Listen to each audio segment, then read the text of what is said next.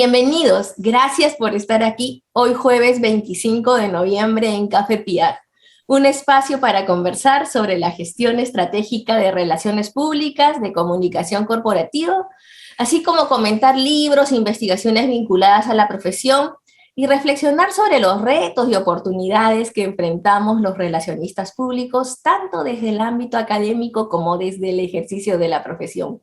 Como siempre, un agradecimiento especial a Cani Café, nuestro aliado estratégico aquí en Café PR. Hoy nos acompaña la magíster Verónica Urrutia Palma para hablar sobre el relacionamiento con la comunidad y la participación ciudadana en el contexto del COVID-19, específicamente en el sector hidrocarburos. La magíster Urrutia es licenciada en Ciencias de la Comunicación y magíster en Relaciones Públicas por la Universidad de San Martín de Porres, con diplomado en Marketing por la Escuela Superior San Ignacio de Loyola y Gerencia de Producto por la Universidad ESAN, así como Negociación y Resolución de Conflicto por la Pontificia Universidad Católica de Valparaíso. Se ha especializado en investigación de mercado, línea de base social, responsabilidad social, relaciones comunitarias y manejo de crisis en el sector hidrocarburos. Como vemos, totalmente capacitada para conversar sobre este tema y para instruirnos y ayudarnos un poquito más para mejorar nuestra gestión si algún día nos toca trabajar en este sector y también poder aplicarlo a otros. En la actualidad, ella es consultora social de empresa de medio ambiente y de la petrolera GOI Oil Perú, así como docente de posgrado en la Universidad Nacional de Ingeniería, en la Facultad de Ingeniería, Petróleo, Gas Natural y Petroquímica, en el programa de gestión de hidrocarburos, en el curso Relaciones con las comunidades nativas y campesinas en el Perú. ¿Qué mejor que Verónica para poder dictar este curso a tantos ingenieros que de verdad lo requieren? Además, algo que les tengo que mencionar y que ya no tiene que ver con su hoja de vida, con su experiencia profesional, es contarles que Verónica tuvo la generosidad de acompañarme al inicio de esta aventura que comenzó el 2020 en medio de la pandemia, cuando Solórzano Capacitación lanzó su primer producto, el videocurso de Relaciones Públicas. Allí ella comparte gran parte de su experiencia en el sector privado, específicamente en el de hidrocarburos. Por cierto, sigue disponible en la plataforma solorzanocapacitación.com y por ello le estoy eternamente agradecida. Bienvenida, Verónica, por fin te tengo aquí en Café PR. Gracias por acompañarnos el día de hoy. Muchas gracias a ti, Marita. Sí, tiempo de no nos contactábamos, quería conversar contigo, tantas cosas nuevas que han sucedido en este largo tiempo, y de nuevo agradecer a ti, a tu plataforma, este espacio para que todos los relacionistas públicos conozcamos un poquito más de las actividades que realizamos en nuestra profesión. Gracias, Marita. Gracias a ti, infinitas gracias nuevamente, Verónica. Verónica, wow, tengo tantas cosas que preguntarte porque cuando además escuchamos sector hidrocarburos, pensamos en problemática, en crisis, sí, pero también en actualidad, en mucha actualidad, ¿no? La coyuntura que está viviendo nuestro país, pero sumado a la coyuntura mundial de la pandemia. Tú tienes mucha experiencia en el sector, pero me imagino que al igual que a todos se han presentado en tu día a día nuevos retos, ¿no? En este sentido, ¿no? Me gustaría preguntarte, ¿no? Yo sé que la pandemia ha afectado y ha cambiado la manera de relacionarnos, pero solo la manera, solo la forma, ¿no? La esencia del relacionamiento sigue siendo la misma. En ese sentido, Verónica, ¿cómo se está gestionando el relacionamiento con la comunidad en el contexto del COVID-19, en esta nueva normalidad, nueva realidad que prefiero llamarla yo? Bueno, es muy cierto, estamos ya año y medio o 2 años ya, bueno, en este contexto COVID, y el relacionamiento indudablemente ha cambiado en las maneras de llegar hacia ellos. ha cambiado la forma, pero como tú lo dices, pero no el fondo, de comunicar y que la población en general, todos los actores sociales estén informados, comunicados respecto a los proyectos, de desarrollo que surgen en nuestro país. Así es. Verónica, en esta nueva forma de relacionamiento, ¿qué rol juega la participación ciudadana? Cuéntanos, por favor. La participación ciudadana en sí para un proyecto que se va a desarrollar en algún determinado lugar es importante.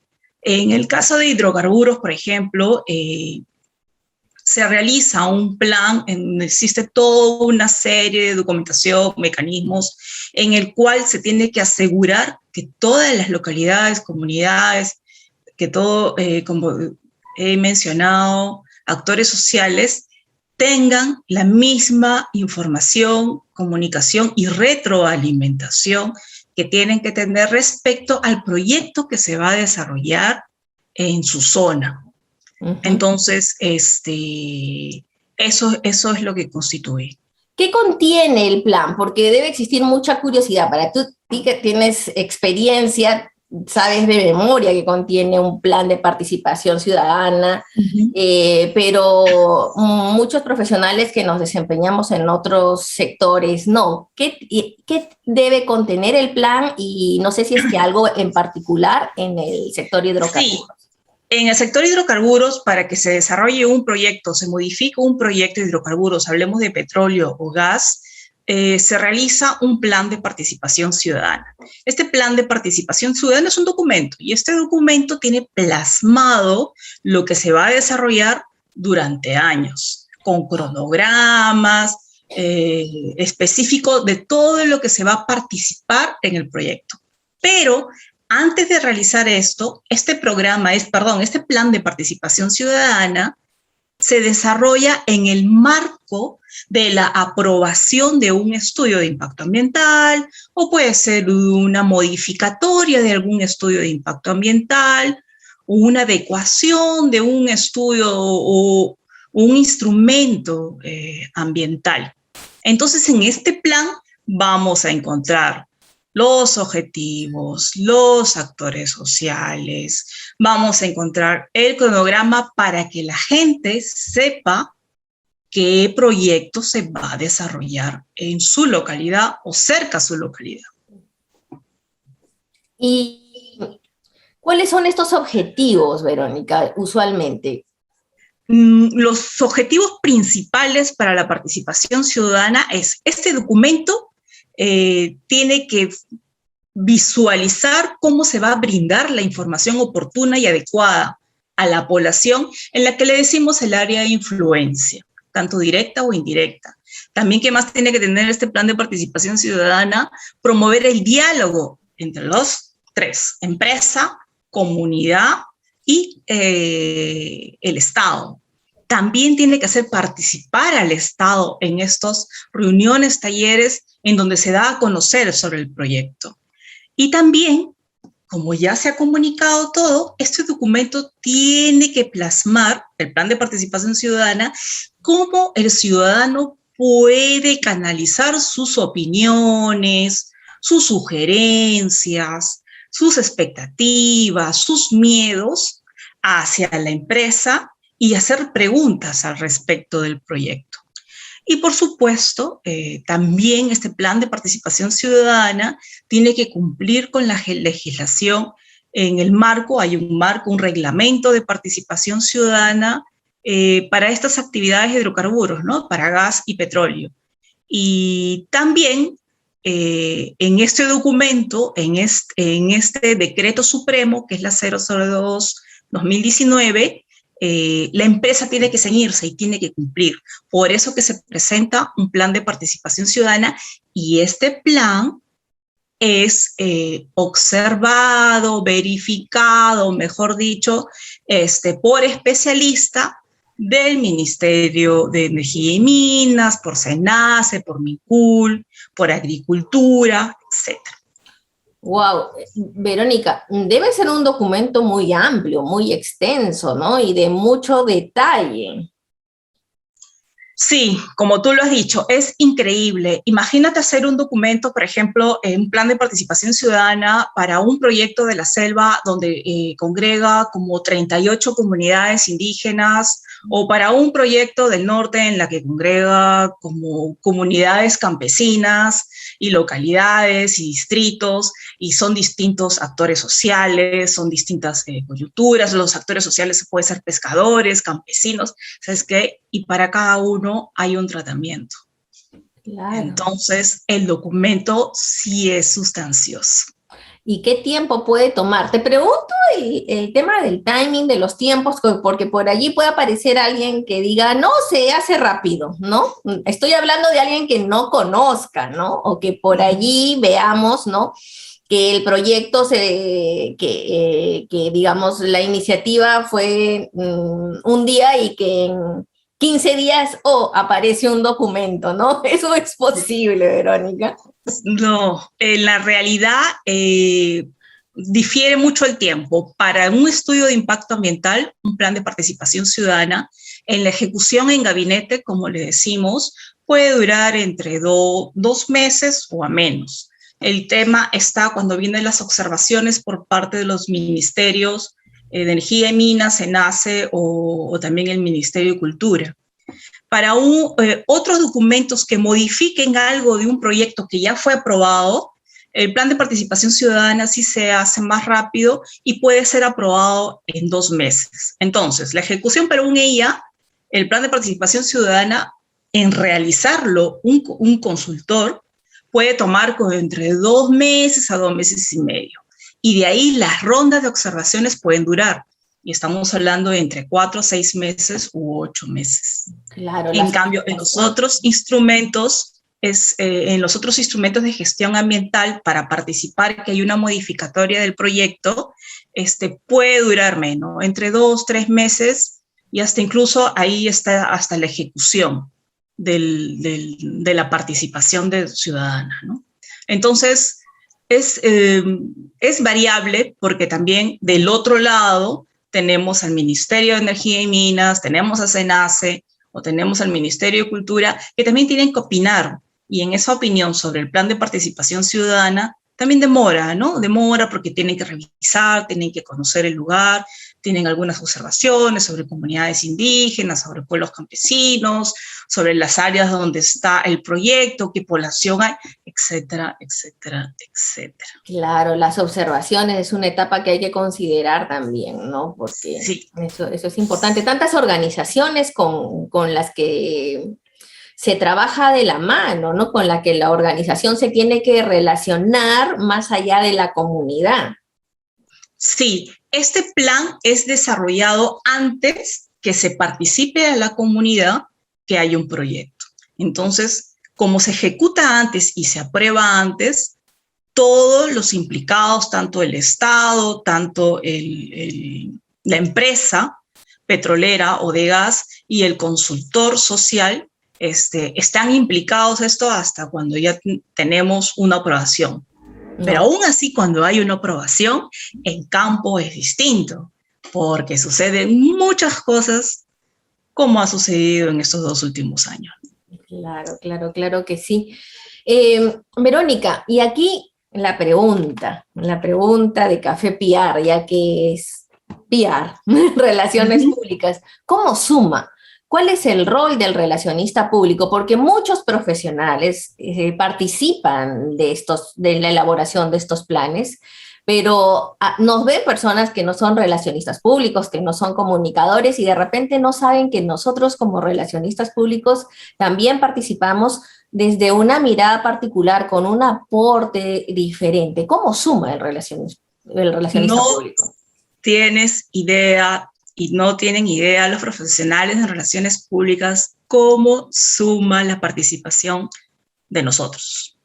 Recordemos que Gruning nos dice que las organizaciones utilizan actividades expresivas y actividades útiles para tener un relacionamiento armonioso con la comunidad.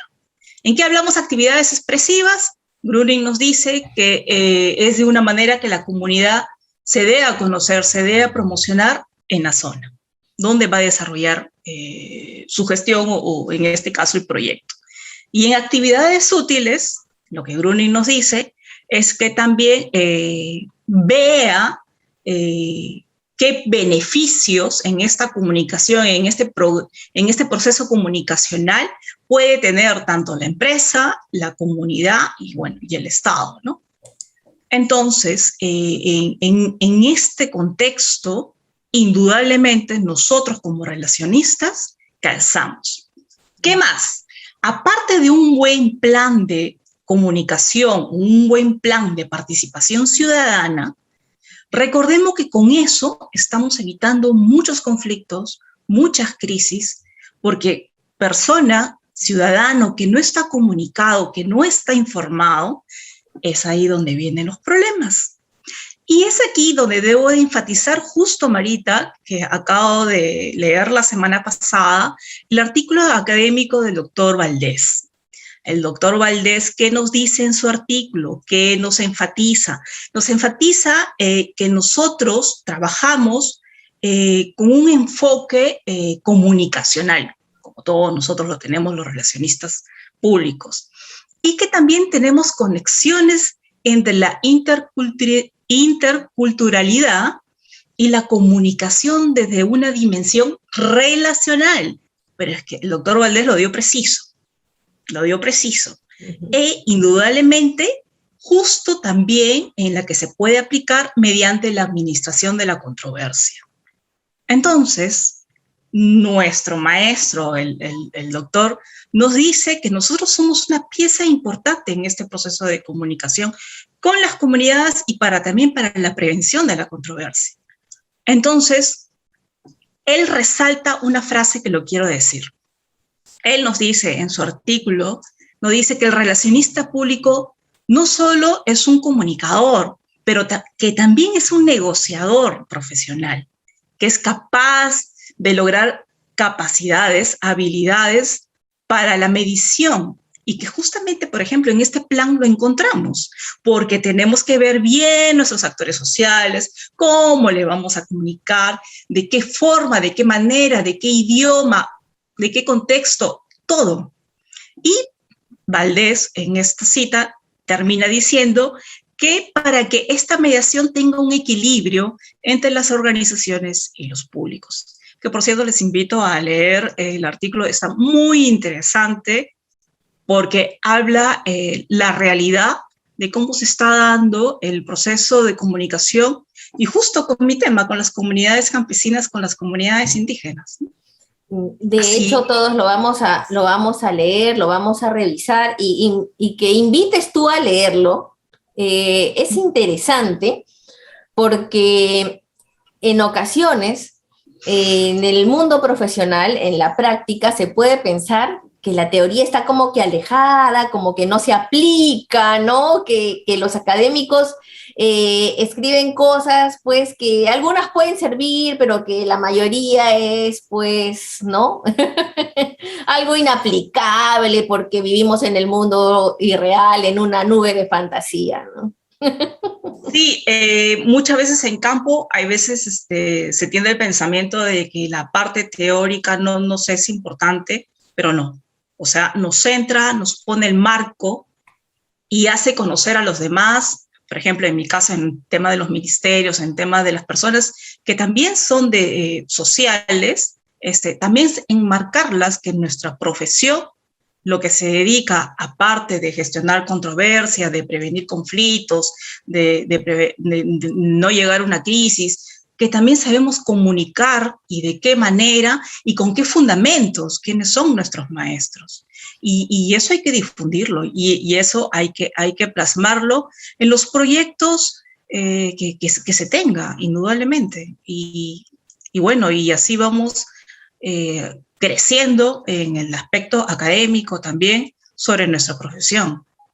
Hablando de plasmarlo, definitivamente, hablando de plasmarlo, Verónica, ya te toca también escribir algo. Sí, eso está algo pendiente. ¿no? Tienes que seguir compartiendo más, pero no solamente en un café, sino algo que podamos utilizar todos como marco de referencia, porque tantas experiencias que me has contado, ¿no? Yo creo que podría ser un muy buen libro Sí, de casuística. sería un lindo material, tanto para los relacionistas públicos y para todos los que tengan que ver con el sector, bueno, en la que me estoy desarrollando ya hace buen tiempo, en hidrocarburos, tanto en petróleo como en gas. Y aún así, en petróleo y en gas, los tratamientos hasta en comunicacionales son distintos. Ahorita quizás me estoy centrando tanto en petróleo, pero si comenzamos a hablar de gas, también el tratamiento es de otra manera. Pero Que hablemos tendríamos un poquito, aunque sea para retomar a mi otra pregunta, pero ya que lo has mencionado, porque en, te quiero claro, secuestrar para que nos cuentes. ¿Cómo es? ¿Por qué imagínate, nos dices que en el tratamiento de la gestión para la participación ciudadana en el tema de gas, la experiencia que tengo es, imaginemos la masificación que se está realizando ahora último de gas natural en nuestro país. Indudablemente ya casi toda la costa es que se está masificando en los hogares. Entonces el relacionamiento con la comunidad cambia, porque las plataformas cambian, la manera de comunicar cambia y es más fluido y es más rápido. Y además que la comunidad, el ciudadano, lo toma distinto porque ya es un beneficio directo para su hogar, ¿me entiendes? O sea, somos los que vamos a tener gas directo en el hogar de una manera que no pensábamos de aquí tenerlo no lo pensábamos tenerlo dentro de 5 o 10 años, ¿no?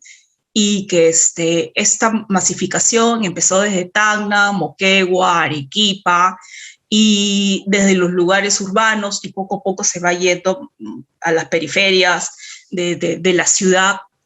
Entonces la comunicación es una interacción ya con las municipalidades, en talleres directos, hasta las preguntas son distintas, es un tratamiento distinto, es más rápido, me ha resultado a mí más rápido, la gente es más receptiva, los problemas ahí son, no es que qué me vas a impactar por un pozo petrolero o la modificación de un proyecto en petróleo, es en qué tan rápido vas a llegar a mi casa a colocar el gas, ¿no? Entonces es distinto ahí ves la receptividad de la persona de que ya, quiero que vengas, ok, en los talleres de participación, sí, ok, te he escuchado cómo has hecho todo tu planteamiento de manejo ambiental si es que hubiera algún peligro, pero ya, yo necesito mi gas, ¿y cuándo vienen? ¿No? ¿Y cuándo vienen ustedes? Interesante, sí, pues definitivamente la ansiedad y la expectativa de lo quiero ya, que también debe ser un tema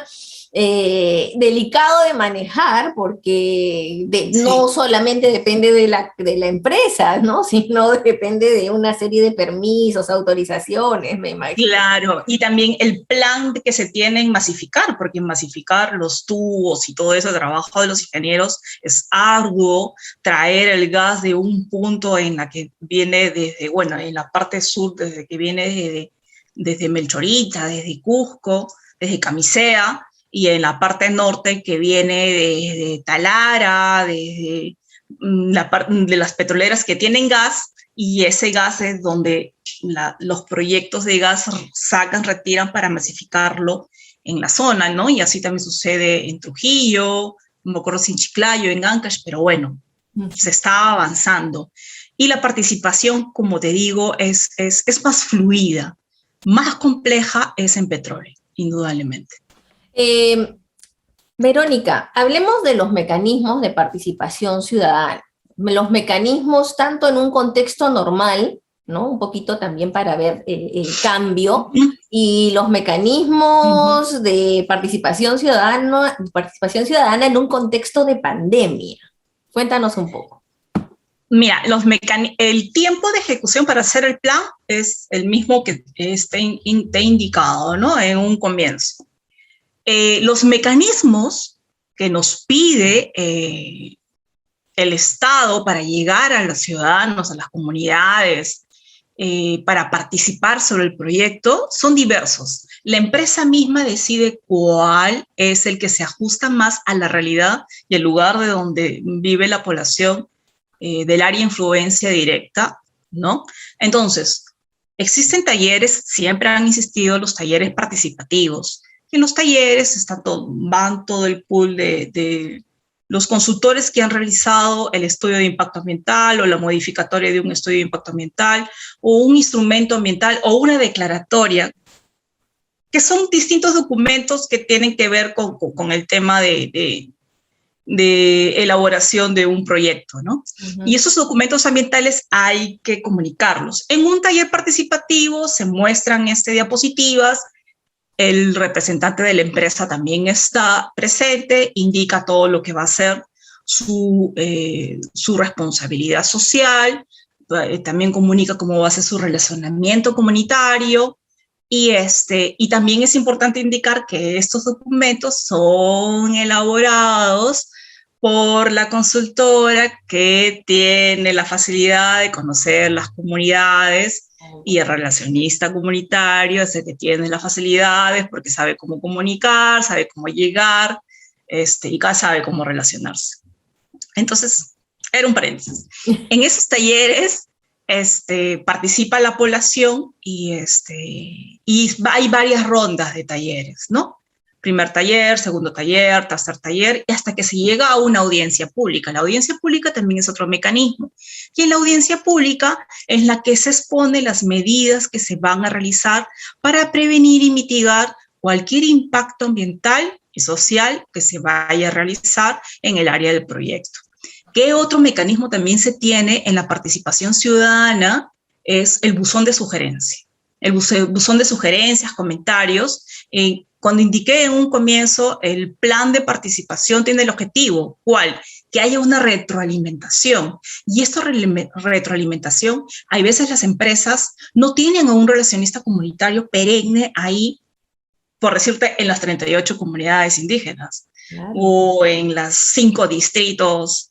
Entonces, es bien difícil estar tan dispersos. Entonces se colocan buzones de sugerencias en lugares estratégicos para que cuando la población esté en la zona, en el lugar, pueda realizar su pregunta y nos la hacen llegar a la empresa.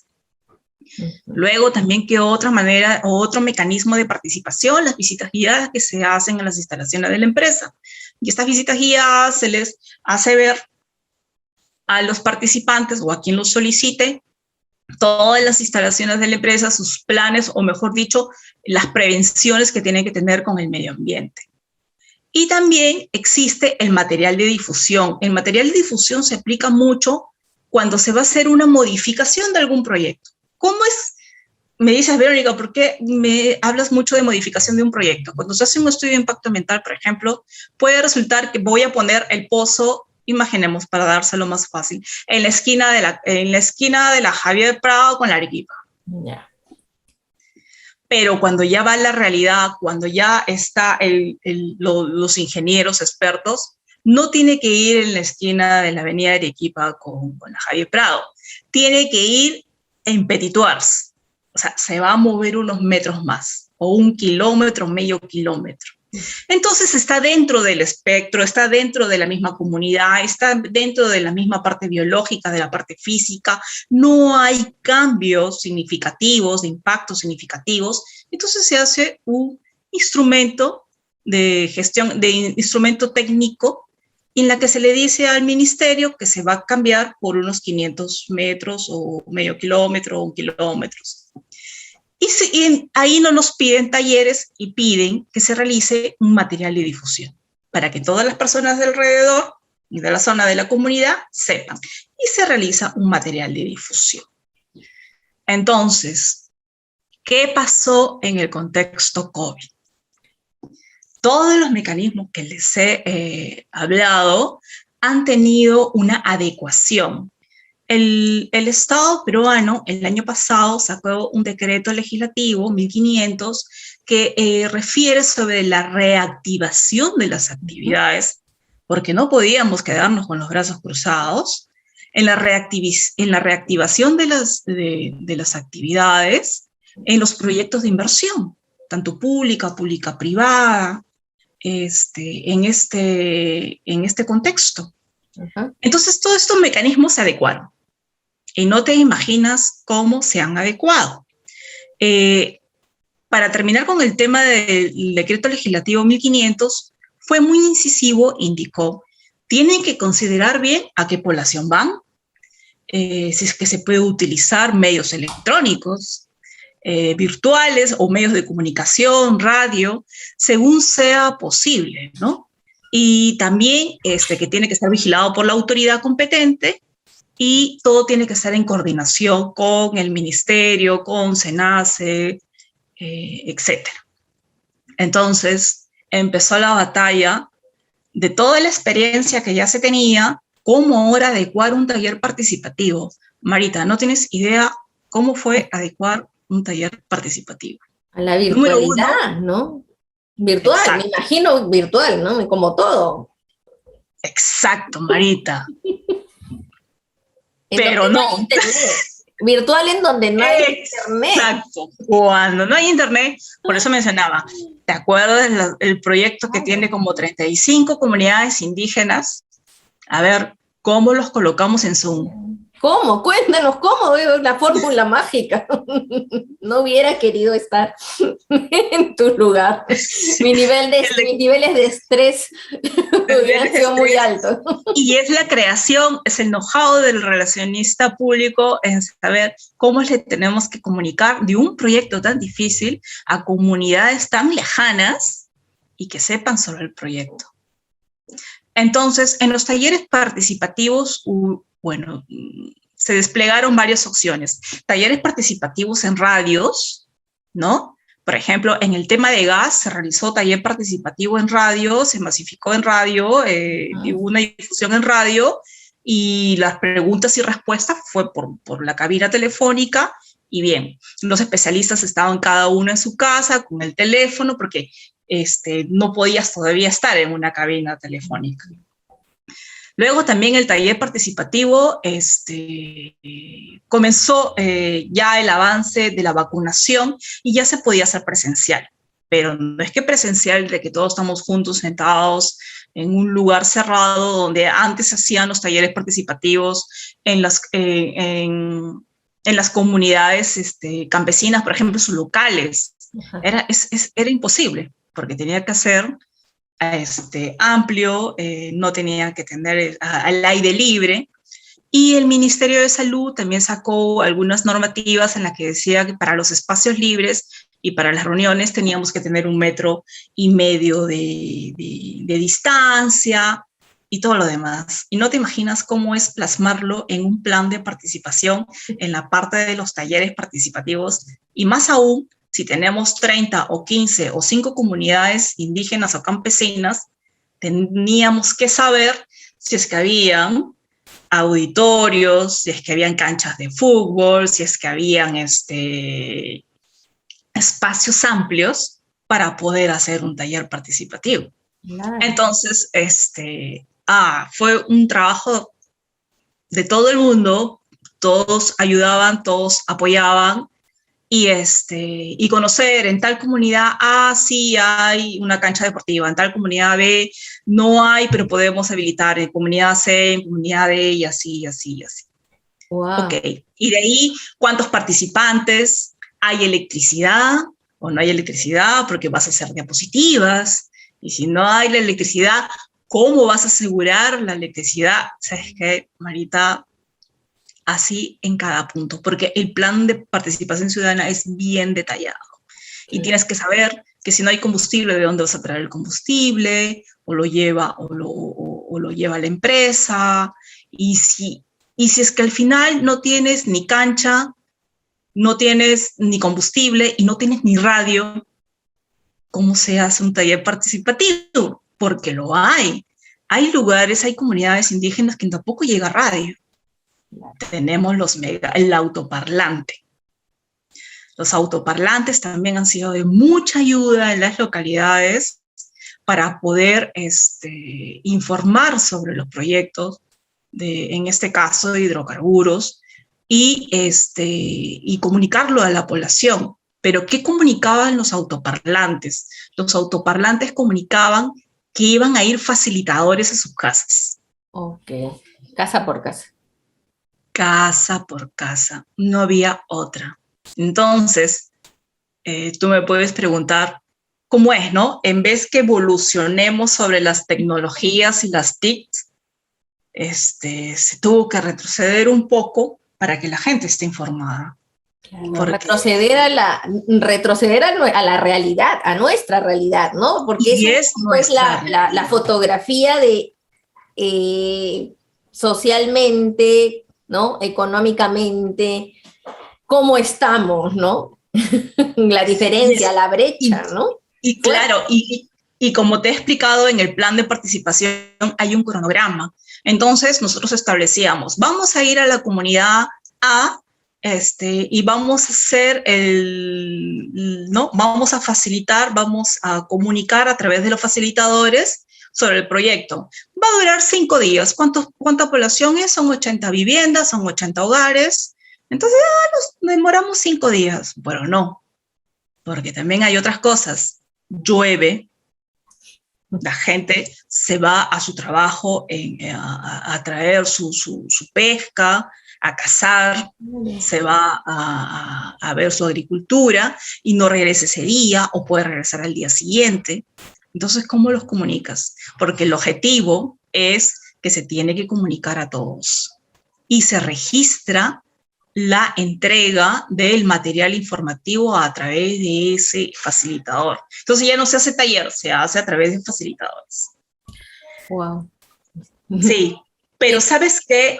La experiencia muy linda con los facilitadores, y aquí viene una pregunta que imagino que me la ibas a hacer, ¿de dónde salen los facilitadores? ¿Son profesionales o no son profesionales, titulados? Sí. ¿Quién los capacita? ¿No? ¿Cómo hacer que no sean solo, que manejen la parte de transmisión de mensaje comunicacional, sino que también el pilar del relacionamiento, ¿no? Sí te lo iba a hacer. Sí. Bueno, esos facilitadores indudablemente son de la comunidad. Son de la comunidad, muchos de los facilitadores son de la selva, son de la sierra, son de la costa, son del norte, y estos facilitadores son capacitados por nosotros en lo que es cómo relacionarse con la comunidad, cómo llegar a un hogar, pero las herramientas comunicacionales le damos nosotros. Okay. ¿Y cómo es que le damos? Te comenté que realizamos un PowerPoint con lo que viene de un proyecto. Sí. Ese PowerPoint ya no fue a través de un taller y fue a través de una tablet. En esa tablet, cada facilitador iba a la casa de cada comunero y les enseñaba la tablet. Y la tablet tenía los PowerPoint hablado por el consultor, por la empresa en la que presentaba su proyecto. Y entonces también la pregunta es, ¿y qué sucede si vas a una comunidad donde no hablan castellano? Eso, el idioma. Exacto. Entonces también se tuvo que adecuar eso. Entonces, todo ha sido un procedimiento, todo ha sido un aprender al día a día en esta parte, porque no tampoco, como en muchos sectores, no estábamos preparados. No estábamos preparados. Entonces, los mecanismos variaron, no es que variaron, se adecuaron a nuestra realidad. A la nueva realidad, ¿no? A la nueva realidad. Y en este proceso sabemos que ya nos has mencionado, nos has confirmado que el plan en sí es muy al detalle, muy específico, pero la ejecución también, ¿no? Y una cosa es tener el plan y otra cosa es llevarlo a cabo. Un poco la experiencia que nos contaste con el ejemplo de que luego no perforas en un sitio sino en otro, ¿no? Pero ¿cómo aseguras llegar a todos tus públicos, a todos los que tienes que llegar, a todos los stakeholders, a las poblaciones vulnerables? ¿Cómo aseguras la participación femenina también de las mujeres, ¿no? Cuéntanos, a ver. Eso es bien importante y muy lindo también.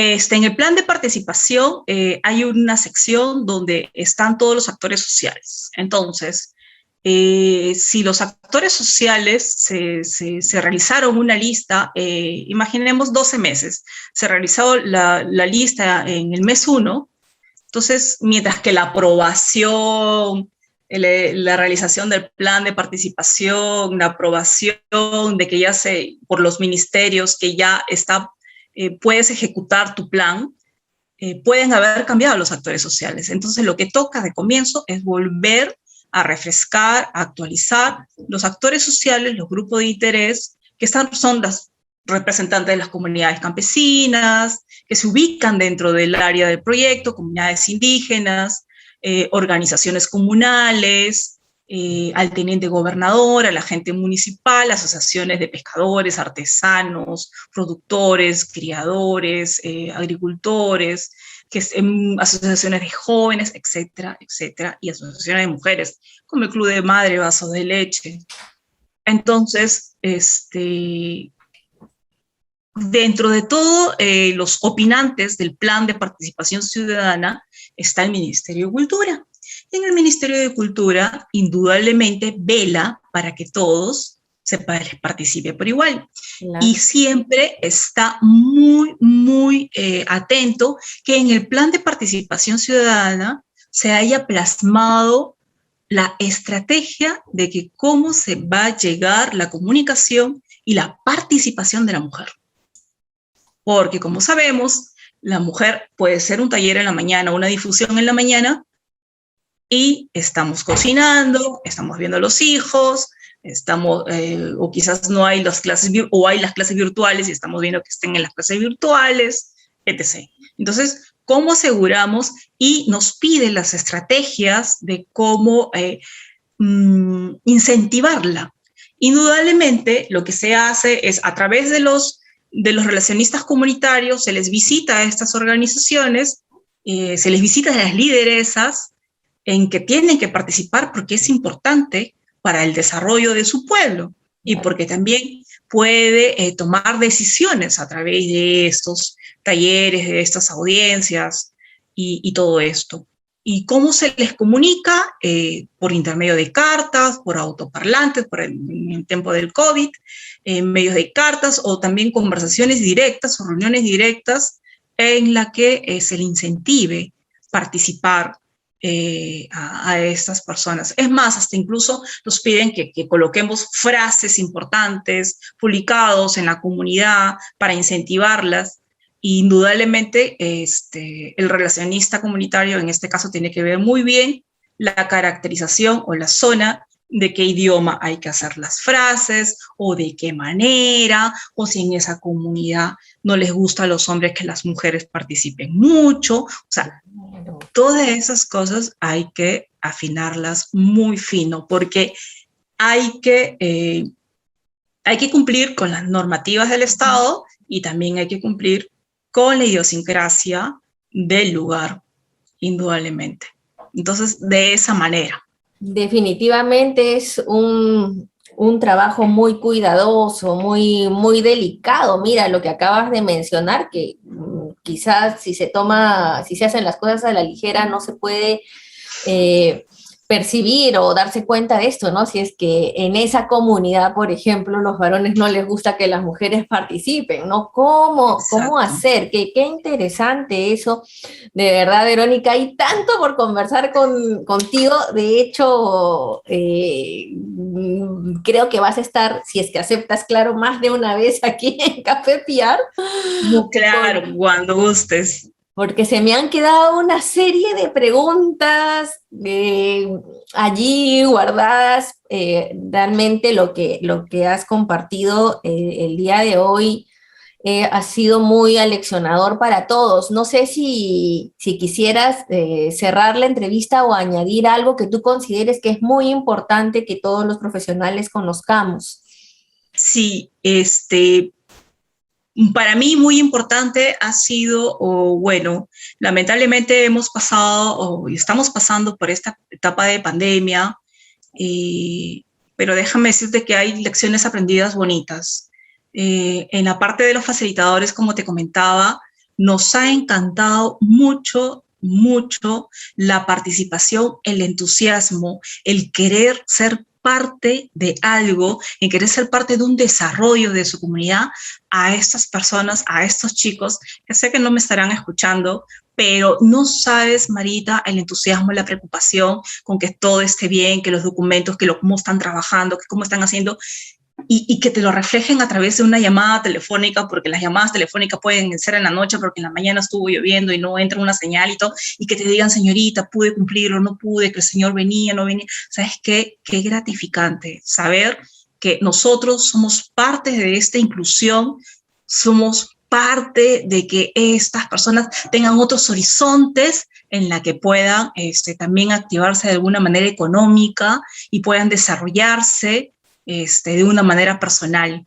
Eso de verdad que ha sido muy gratificante verlo en esta etapa de la participación ciudadana en el tiempo de COVID, Marita. Y qué bonito lo que dices, Verónica, porque realmente en el proceso te das cuenta que encuentras aliados para cumplir los objetivos, que hacen las cosas de corazón porque quieren lograr un cambio. Eso es lo rico de las relaciones con la comunidad, ¿no? Eso es lo rico de tu especialidad, creo yo, el que puedes ayudar a ayudar y tú también ser ese agente de cambio, de desarrollo, el poder dejar un legado, trascender, ¿no? Que es un poco lo que todos buscamos también y los que amamos esta profesión tan linda como las relaciones públicas, ¿no? Exacto, así es, Marita, tú lo has dicho muy preciso.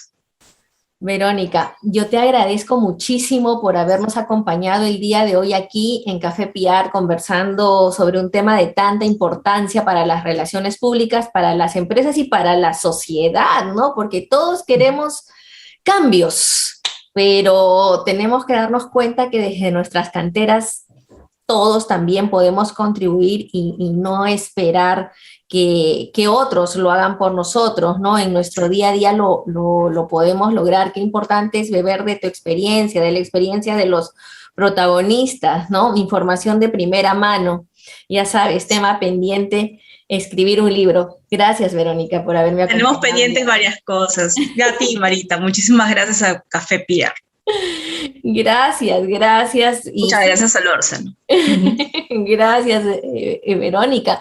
Y esos pendientes que se tienen que concretar de todas maneras. Okay, bueno, hemos llegado al final. La esencia del relacionamiento sigue siendo la misma, nos ha contado Verónica. Nos ha mostrado la casuística, lo único que cambia son las formas, pero qué importante es también el compromiso y el ser consciente de tomar en cuenta estas variables interculturales, el poder generar siempre el diálogo y reinventarse también, ¿no? Reinventarse buscando la manera en la que se materialice el principio básico de las relaciones públicas, que es lograr esta integración, esta confianza, ayudar a las empresas a que puedan comprender, entenderse con sus públicos, viviendo en armonía ambos, ¿no? Qué bonito es cuando una organización se lleva bien con su comunidad y juntos contribuyen al desarrollo de la zona. Y si quieren conocer más de manera simple y clara cuáles son los campos de acción de las relaciones públicas, no olviden visitar nuestra plataforma www.solorsanocapacitacion.com y la fanpage de Marita Solórzano Castro. Un agradecimiento nuevamente a Cani Café, nuestro aliado estratégico, y a ustedes que jueves a jueves nos siguen y nos motivan. Ya tenemos varios meses, estamos llegando casi al final del año y todavía seguimos aquí por ustedes y para ustedes. Y claro, gracias a todos los invitados que tenemos, así como Verónica el día de hoy, que nos ayudan a mantener este espacio con vida, transmitiendo información importante para poder capacitarnos y desarrollarnos profesionalmente y así contribuir a lograr un mundo mejor. Les deseo miles de bendiciones, mucha salud, cuídense mucho, todavía la pandemia no se ha ido y nos vemos el próximo jueves si Dios quiere. Chao.